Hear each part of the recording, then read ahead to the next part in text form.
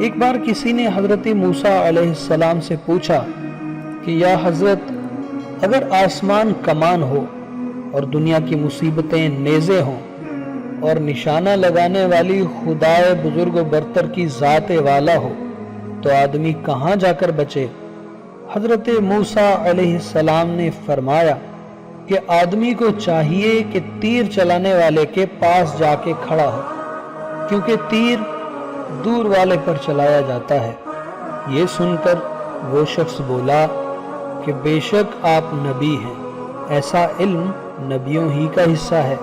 کہ جب خدا تعالی نزدیک ہوگا تو حقیقت میں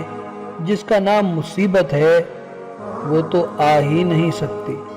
یعنی تکلیف نہ ہوگی، چاہے صورت مصیبت کی ہو مگر دل میں بالکل خوش ہوگا۔